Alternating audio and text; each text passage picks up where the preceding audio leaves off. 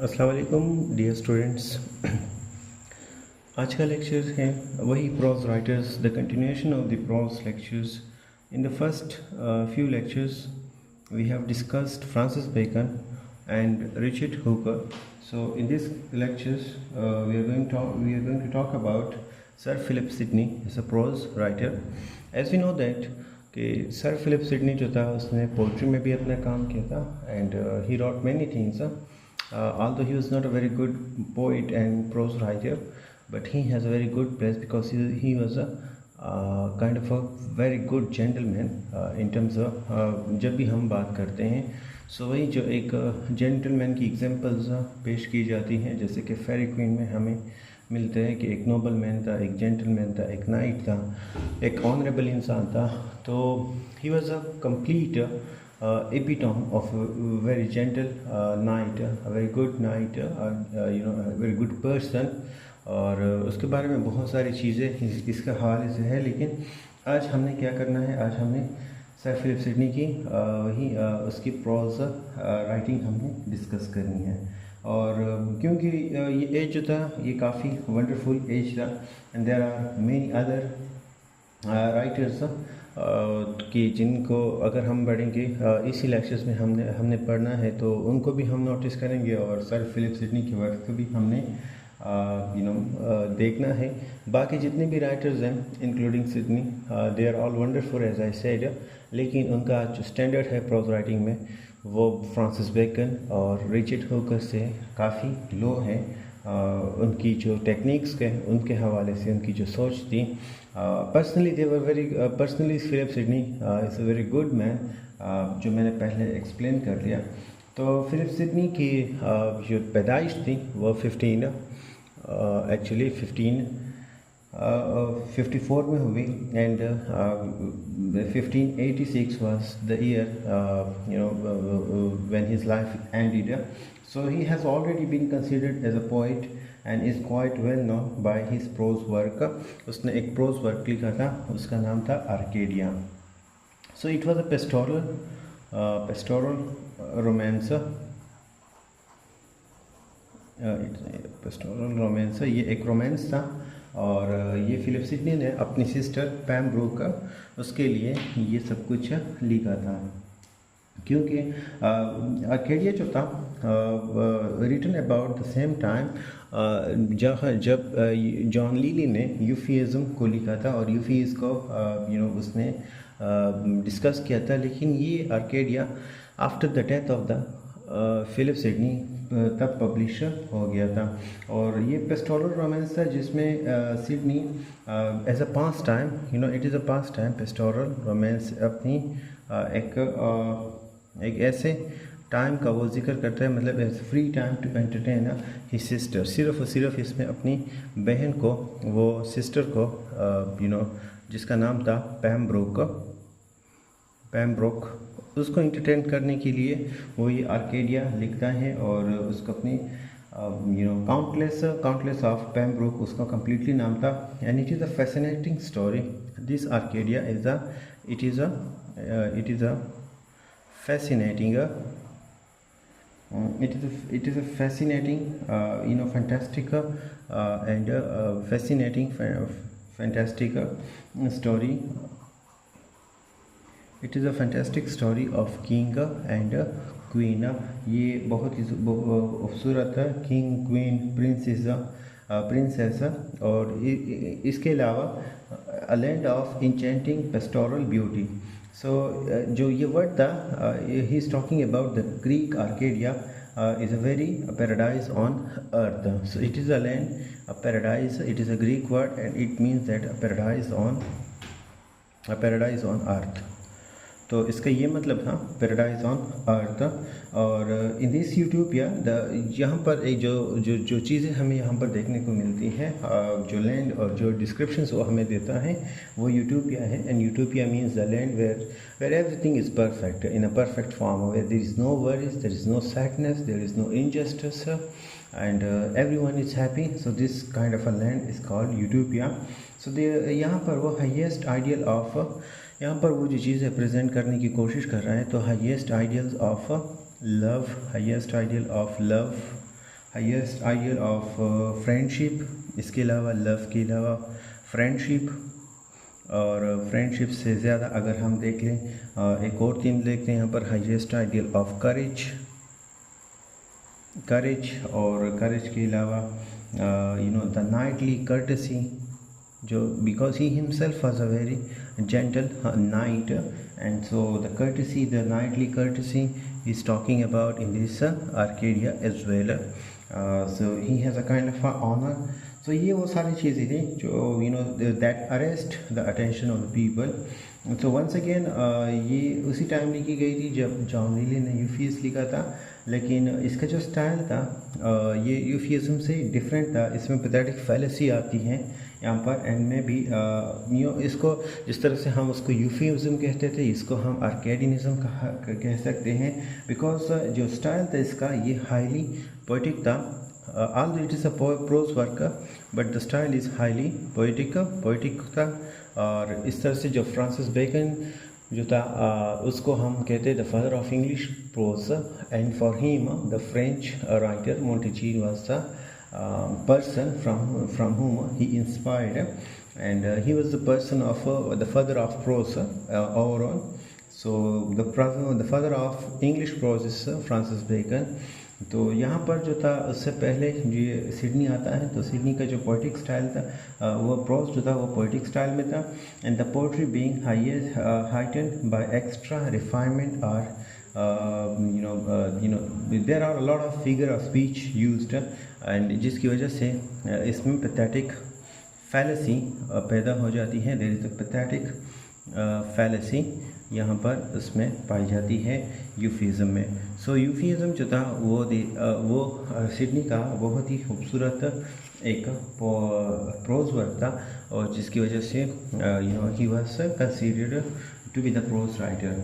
इसके अलावा जो सिडनी ने लिखा था इसके अलावा जो सिडनी का जो वर्क था उसमें हमारे पास दूसरे नंबर पर जो है defence of poetry, defence of poetry और डिफेंस ऑफ पोइजी। जब यहाँ पर गॉस्कन जो था वो जब क्रिटिसिज्म कर लेता है कि जो पोइट्री है, या फिर वो स्पेसिफिकली सिडनी का नाम उसमें लेता है, और उसमें जो यहाँ पर आप लोगों को मैं बताते चलूँ कि जब यहाँ पर रेनेसांस शुरू हुई, एलिज़ाबेथन राइटर सामने आए, तो जिसमें शेक्सपियर डोमिनेंट था, उसके साथ क्रिस्टोफर मार्लो था, तो उन्होंने अपनी एक अपने टेक्निक पर काम किया, और जो एरिस्टोटल की जो क्लासिकल जो यूनिटी थी, unity of time, unity of place, unity of actions etcetera, जो रूल्स थे ग्रीक के, जो क्लासिकल ड्रामा के रूल्स थे, उन्होंने उनको चेंज कर दिया, मॉडिफाई कर दिया, and then they introduced their own pattern, their own style, a kind of a modern style. They introduced many different things. तो इन सारी चीज़ों को गॉस्कन ने क्रिटिसाइज़ किया, और उसने कहा कि जो क्लासिकल जो स्टैंडर्ड था जो ड्रामा का वो अब नहीं है, because just that the modifications the people are doing in the drama. So he was criticizing the drama and poetry, and particularly उसने सिडनी का नाम लिया था. So Sydney, in the response, in the defense of the poetry, he wrote many different things. और वो जहाँ तक सवाल है ड्रामा की बात है, तो सिडनी गॉस्कन के साथ एग्री करता है, लेकिन जब बात पोइट्री की आती है तो उसमें अब गॉस्कन से वो इख्तिलाफ़ करता है, और वो गॉस्कन की जो व्यू थे वो बिल्कुल ही प्लेटो की तरह थे, और जो सिडनी के व्यू है वो एरिस्टोटल की तरह है.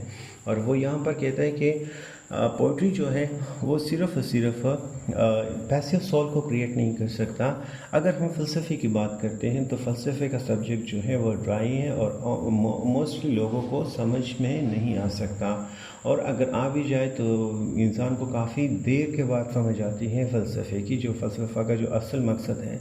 क्योंकि philosophy means the way toward the truth, सच की तलाश है, लेकिन इसको फिर हर कोई इसलिए नहीं समझ सकता.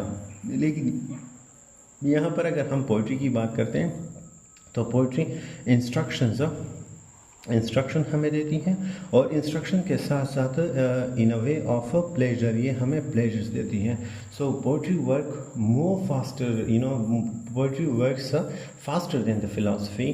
और बाकी जितनी भी सब्जेक्ट्स हैं वो उनकी इतनी मेरिट्स नहीं है। यहाँ पर पोइट्री ऐसे प्रोडिक्शंस करता है, ऐसी ऐसी चीज़ें डिफ़ाइन करता है जिसकी अप्रोच या जिस तरह से वो नेचर को प्रेजेंट करता है। तो नेचर इट्सेल्फ इसमें ऐसी सारी चीज़ें हैं जो आम इंसान को लगता है कि ये कंप्लीट नहीं है, but the way the poet present the things in the poetry, so they can take the thing even above the nature। तो इस तरह से जो पोइट्री है वो सबसे बेहतरीन फॉर्म है। तो डिफेंस ऑफ पोइट्री में it's a long story and it's a long essay, लेकिन defence of the poetry is one of his prose work that he has written. उसके बाद जो हमारे पास जो नेक्स्ट राइटर है जिसका नाम है Sir Walter Raleigh. Sir Walter, his name was Sir Walter Raleigh। Now Sir Walter Raleigh, उसकी जो पैदाइश तकरीबन कंफर्म तो नहीं है, लेकिन 1552 में हुई थी एंड 1618 में उसकी डेथ हुई थी। सो वो भी एक represent a tendency of his age, वो भी अपने एज को रिप्रेजेंट करता है। और उसकी जो ज़िंदगी है वो बहुत ही ज़्यादा उसमें एडवेंचर था। सर वॉल्टर की ज़िंदगी में वो बहुत ही ज़्यादा स्पिरिटेड लाइफ है, उसने एडवेंचरस लाइफ गुजारी थी, क्योंकि वहाँ पर जो उसकी जो एक्टिविटीज़ थे वो बहुत ही ज़्यादा स्पिरिटेड थे। सो इतना कुछ तो नहीं जानते हम उसके लाइफ के बारे में, लेकिन इतना ज़रूर पता है कि वो सिर्फ कि वो पोइट भी था और साथ में वो स्कॉलर भी था, और स्कॉलर के साथ साथ वो एक एडवेंचर था। वो उसको एडवेंचर करना बहुत ही ज़्यादा पसंद था। So he was a adventure and now क्योंकि वो यहाँ पर कभी एक जगह पर होता तो यूरोप में, तो कभी दूसरी जगह चला जाता एक्सपीडिशंस पर, कभी एक जगह को एक्सप्लोर करता तो कभी दूसरी जगह को एक्सप्लोर करता, कभी मसले मसाइल हल करता, कभी जंग जो थी, जो मतलब वॉर्स थी, जो बाकी अफेयर्स थी उसको सॉल्व करता एज ए स्कॉलर, तो कभी कुछ लिखता। तो उसका जो प्रोज वर्क था, उसने भी प्रोज वर्क लिखे थे और उसका भी प्रोज वर्क का बहुत ही उसको एक वैल्यू दी जाती है। हालांकि एज आई सेड दैट कि इन सारे सब की जो प्रोज वर्क है इसकी पैरेलल तो हम नहीं कर सकते, इसको हम इक्वल तो नहीं कह सकते कि ये फ्रांसिस बेकन या फिर जो हुकर था उसके साथ हम कंपेयर कर सकते हैं, but this is the his prose work and it is a very interesting prose work in terms he told, क्योंकि यहाँ पर इसमें he told simply what he saw. जब वो गया था, जब वो इधर उधर एडवेंचर पर जाता था, तो उसने जो कुछ देखा था उसने इस चीज़ में उसने डिस्कस की थी। और इसमें जो सबसे जो पहली चीज़ जो आई थी, जो कॉलोनाइजेशन का जो स्कीम था, जो फिर बाद में ईस्ट इंडिया कंपनी भी चली जाती है, तो कॉलोनाइजेशन का स्कीम जो था वो यहाँ से उसको यूरोप को एक आइडिया मिलता है, जो उसने ये प्रोज वर्क लिखा था। और ये इसके अलावा उसने एक और प्रोज वर्क था जिसका नाम था history of the world. History of the world, तो ये एक और था प्रोज वर्क जो उसने लिखा था, history of the world. And तो इसमें भी इसने हिस्ट्री को ही history is a wholly untrustworthy account of events from the creation to the downfall of the Macedonian empire. Macedonian empires means the Greek emperor.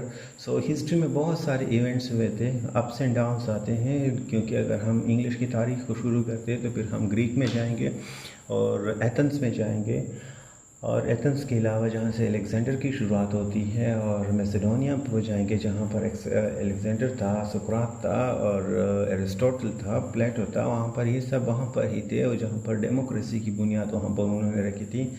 और वहाँ से फिर एक एम्परर जो बादशाहत का जो एक सिलसिला था वहाँ से शुरू हुआ था। तो ये हिस्ट्री उसके बारे में है, मैसेडोनिया के बारे में। और लेकिन ये क्या था, ये बहुत ही ज़्यादा एलोक्वेंट था और बहुत ही ज़्यादा खूबसूरत अंदाज में ये बातें करता था। इसके अलावा जो सबसे अहम जो प्रोज राइटर हैं माइनर पोइट्स में, माइनर प्रोज वर्क्स में आते हैं, उसको हम कहते हैं जॉन फॉक्सी। और जॉन फॉक्सी जो था वो भी माइनर प्रोज राइटर में उसका एक अहम ही रोल था और एक प्लेस था, एक प्रोमिनेंट था, क्योंकि इसको कई तरीक़ों से कई ऐसे इंस्टेंस है जिसकी वजह से इसको याद किया जा सकता है, क्योंकि इसका जो सबसे जो बेहतरीन काम था उस बेहतरीन काम का नाम था बुक ऑफ मार्टायर्स। और ये बुक उसने तब लिखी थी जब Mary the Bloody Mary the daughter of Henry VIII and the sister of Queen Elizabeth, जब उसने प्रोटेस्टेंट्स को ज़िंदा चलाया था तो तब इसने ये बुक लिखी थी। और उनमें जो सारे जो एल्डर्स थे और उनके बारे में जो लोग थे जो रिलीजियस थे उनको जिस तरह से पनिश कर दिया गया था, तो इसके बारे में इसने सब कुछ लिखा था। और ये बुक जो था दैट आवर एल्डर्स के जो एल्डर्स थे उसी दौर में वो तकरीबन जो उनकी जो रिलीजियस एक्टिविटी होती है संडे को मीन्स चर्च में, तो ये बुक बच्चों को दिया जाता था ताकि वो पढ़े और वो अपने आप को एजुकेट कर सके, एक्नॉलेज कर सके कि जो कुछ प्रोटेस्टेंट्स के साथ मैरी ने किया था। तो ये भी एक तरह से एक बेहतरीन एक प्रोज वर्क था। और जैसे कि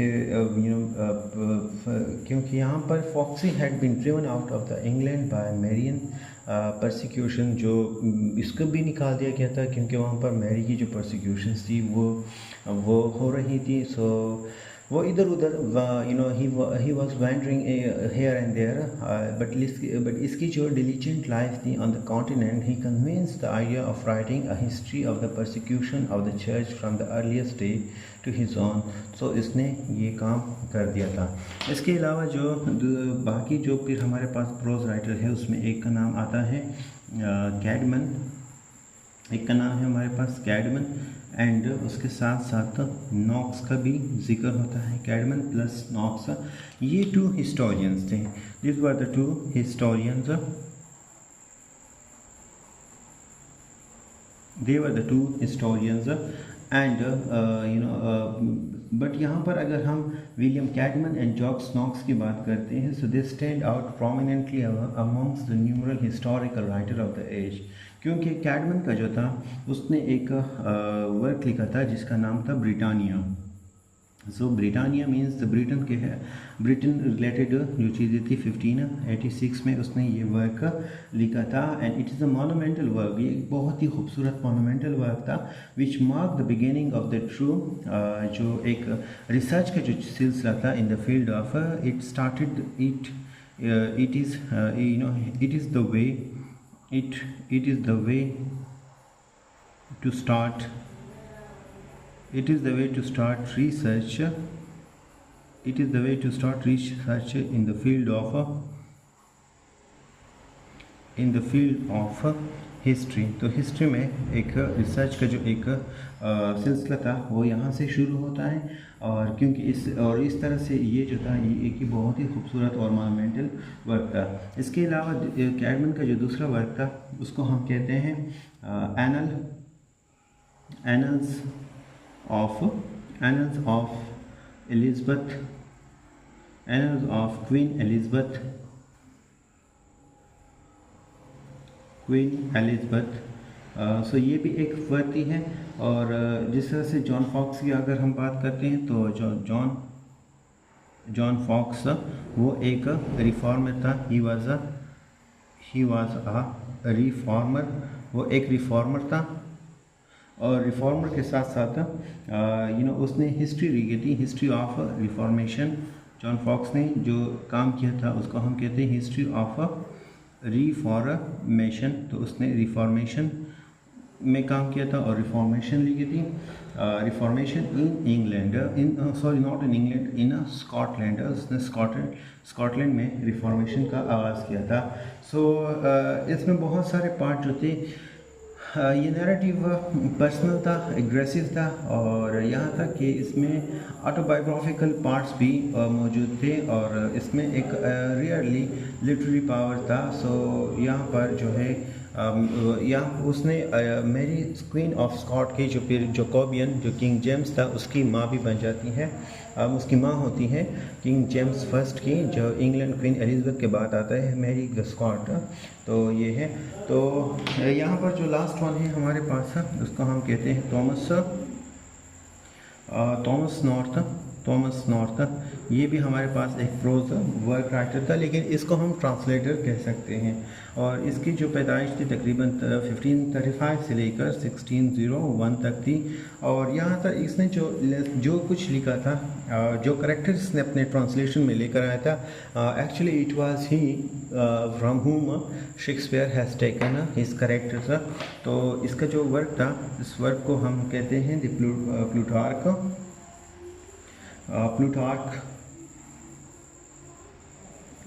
प्लूटार्क लाइव्स, उसको हम कहते हैं प्लूटार्क लाइव्स। और प्लूटार्क लाइव्स जो था वो 1579 में उसने लिखा था। From this Shakespeare took the characters and many the incident from the Roman play के, जैसे कि जो सीजर का था, जो कैशियस था, और उसकी जो जेलसी थी। तो इस तरह से जो कैरेक्टर्स थे ये शेक्सपियर ने अपनी इसी थॉमस नॉर्थ से लिए थे। तो ये जो था हमारे पास, ये सारे प्रोज राइटर्स थे, इसी एज के माइनर मेजर राइटर्स, हमने सब कुछ डिस्कस किया। इंशाल्लाह हम नेक्स्ट लेक्चर में हमने प्योरिटन एज को स्टार्ट करना है, या जिसको हम एज ऑफ मिल्टन भी कहते हैं। So thank you so much for today's lectures.